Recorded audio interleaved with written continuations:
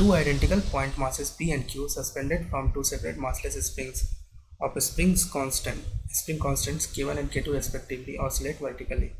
दो पार्टिकल है P and Q, दोनों आइडेंटिकल है, आइडेंटिकल मतलब दोनों का मास सेम है, उनको लटकाया जाता है अलग अलग दो स्प्रिंग से, और उन स्प्रिंग्स का स्प्रिंग कांस्टेंट जो है वो K1 और K2 है, और वो ऑसिलेट भी करते हैं वर्टिकली दोनों पार्टिकल्स.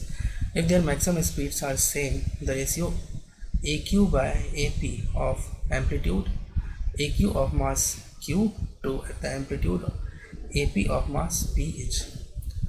दोनों अलग अलग एम्पलीट्यूड से यहाँ पर ऑसिलेट कर रहे हैं. Q का एम्पलीट्यूड है AQ और P का एम्पलीट्यूड है AP. इन दोनों का रेशियो तुमको निकालना है AQ बाय AP का. और एक चीज़ दिया है कि दोनों की मैक्सिमम स्पीड जो है सेम है.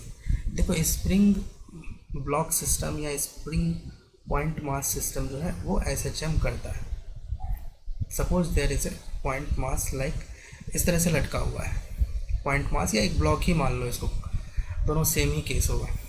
तो अगर ये अभी मान लो कि रेस्ट पे है, तो इसको अगर मान लो कि थोड़ा डिस्प्लेस कर दो A1 से या AP से, तो ये ना दोनों साइड AP एम्पलीट्यूड से इस तरह से ऊपर भी जाएगा और AP से नीचे भी आएगा. इस तरह से SHM करेगा यहाँ.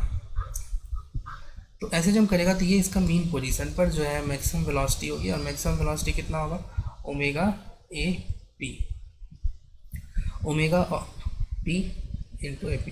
उसी तरह से तो ये मैक्सिमम स्पीड होगी मीन पोजीशन पे. उसी तरह से Q पार्टिकल के लिए क्या बोलोगे, ओमेगा Q इंटू AQ.